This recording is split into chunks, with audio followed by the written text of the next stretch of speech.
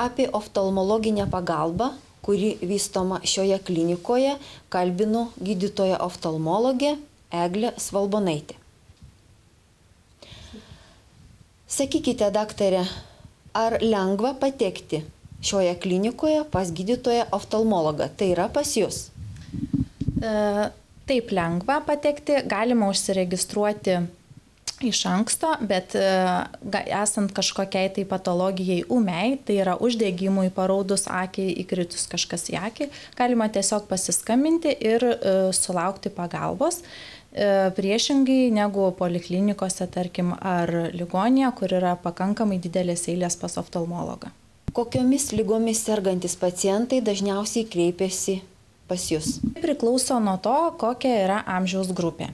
Aišku, mokyklinio amžiaus ir jaunesni žmonės dažniausiai kreipiasi dėl įvairių refrakcijos ydų. Taip pat jauni žmonės dar kenčia nuo akių sausumo ir nuolatinio įtempto sunkaus darbo su kompiuteriu, kurio metu labai vargsta akys. Tuo tarpu vyresnio amžiaus žmonės dažniausiai kreipiasi dėl pagrindinių vyresnio amžiaus ligų, tai yra kataraktos, glaukomos ir geltonosios amžinės makulos degeneracijos. Šios ligos pačios populiariausios. Ką galite patarti, kaip užbėgti šioms sunkioms ligoms už akių? Visų pirma, priklauso nuo to, kokia yra liga.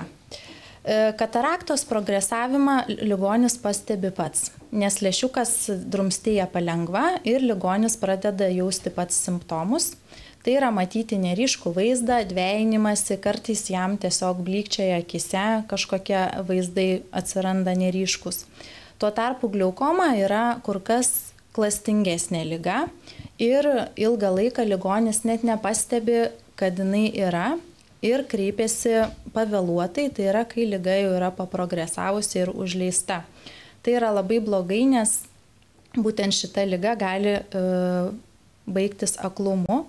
Ir ją reikia kuo greičiau diagnozuoti ir gydyti nuolat, nes tai yra vadinama viso likusio gyvenimo liga. Tiesiog turi būti nuolatinis ligonio gydymas, sekimas ir esant tam tikrom būklėm korekcija, kuo skubesnė arba net operacinis gydymas. O kalbant apie geltonosios amžinės makulos degeneraciją, tai skiriamos jos yra dvi formos - sausoji ir šlapioji. Sausąją dar galima gydyti įvairiais papildais, preparatais su liuteinu ir zeaksantinu, o šlapiąją formą jau reikia gydyti tam tikrą specifinę intervenciją. Tai čia ją diagnozavus šlapiąją formą, ligonis jau bus siunčiamas į specialius centrus, kur jam bus leidžiamos tam tikros injekcijos į stiklakūnį ir taip jisai gydomas. O sekamas galės būti čia. Kokią aparatūrą naudojate ligonių ištyrimai? Čia galimas pilnas akių ištyrimas, pradedant nuo priekinio segmento, tiek baigiant užpakalinių segmentų. Iš pradžių yra pilnai įvertinamas regos aštrumas, įvertinamas spalvinis pojūtis, ar nėra žvairumo, pilnai iškoreguojamos refrakcijos ydos. Taip pat su autokerato refraktometru gali būti atliekamas ragenos gaubtumo išmatavimas, nustatomas akies ašies ilgis, su plyšinė lempa ištiriamas priekinis akies segmentas bei naudojantis tam tikrų linzių pagalba ištiriamas pilnai akies dugnas.